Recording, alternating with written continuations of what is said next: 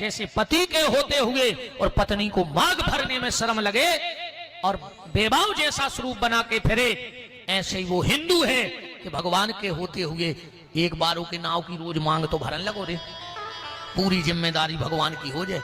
अपन ने एक बेर मड़वा में मांग भरी थी, पूरी जिम्मेदारी अपनी है कि बिजली के बिल के कहां से ले आए, हम तो चाहे मूल काट के ले आए, मनो सब्जी की, भोजनों की, पानी की, पैसा अपन कर रहा है व्यवस्था। ऐसे ही तुम भी हो परमात्मा के नाव की मांग रोज भरन लगो, तुम्हारी सब व्यवस्था परमात्मा करे, बिल्कुल गारंटी है। पर तिलक लगा, तिलक लगाना प्रारंभ करो। राम जी बोले तो हम का तिलक ये लगा फिर रहे, बोले लगाऊ तो तुम रामायण में लिखो है कि ये तिलक गुण गण सब बरनी। राम जी बोले आज से टीका लगावो बंद, पर हम ब्राह्मण की पत्नी पे चरण ने रख। विश्वामित्र को क्रोध आया, बोले राम मैं तुम्हारा कौन हूं? बोले तुम मेरे गुरुदेव हो, तो मेरा अधिकार है तुम्हारी परीक्षा लेना। राम जी बोले हाजिर है जो शिष्य। तो बोले राम मैं तुम्हारी परीक्षा लेना चाहता हूं। सतयुग में एक भक्त हुआ और उसकी इतनी ताकत थी कि उसने पत्थर में से भगवान प्रकट कर दिया। प्रहलाद ने नरसिंह देव को प्रकट कर दिया। तो राम मैं भी तुम्हारी परीक्षा लेना चाहता हूं कि जब एक भक्त में इतनी ताकत है कि वो पत्थर से भगवान निकाल सकता है, तो क्या भगवान में इतनी ताकत नहीं है कि वो पत्थर में से एक भक्त निकाल दे? राम जी बोले हम परीक्षा में फेल,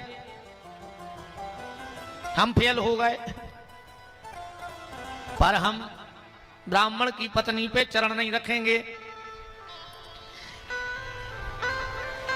विश्वामित्र बोले तो जाओ, तुम्हें जो करने सो करो। विश्वामित्र राम जी बोले नाराज काहे हो रहे? बोले तुमने को उद्धार नहीं करो। बोले उद्धार की कहो सब भाई करें दे रहे, अब तुम कह रहे कि चरण रखो।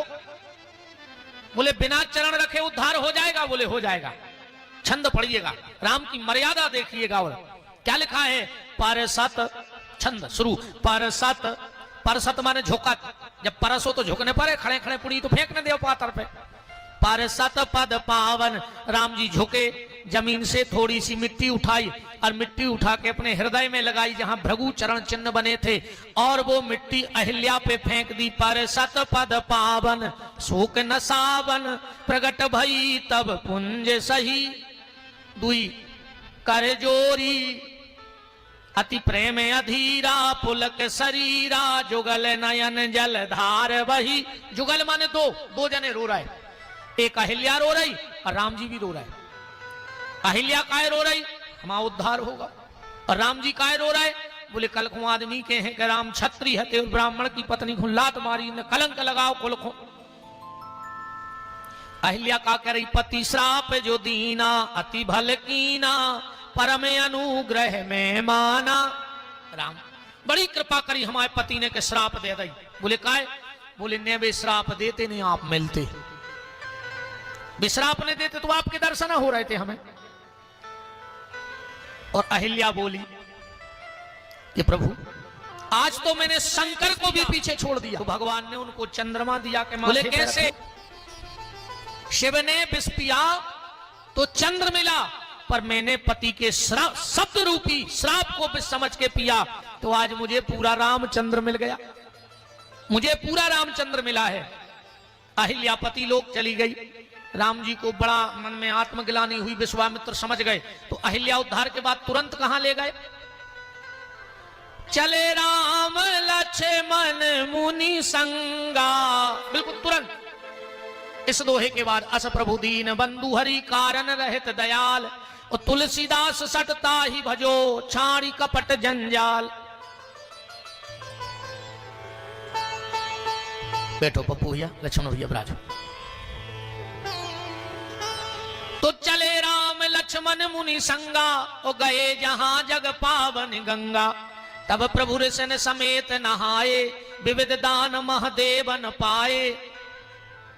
राम जी गंगा जी में स्नान करवे गए, क्योंकि विश्वामित्र समझ गए कि राम को आत्मग्लानि हो गई है। स्नान किए। मैंने कल भी या परसों कहा था कि गंगा पाप धोती है, पर पाप की वृत्ति नहीं धो सकती।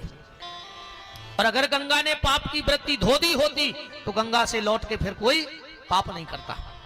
तो गंगा, और गंगा कौन से पाप धोती है? जो अनजाने में पाप हो गए हों, जो जानबूझकर किया गया पाप ना गंगा धो सकती है ना गोदावरी धो सकती है।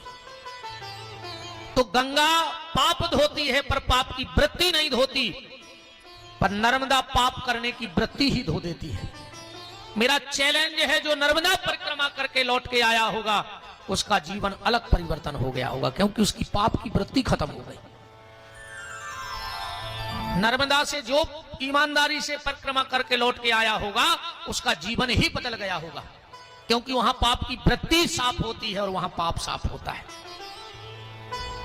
एक बार एक आदमी गौरे गंगा नहावे, तो एक पंडा घूम रहे थे, सुनने किनारे की उठाई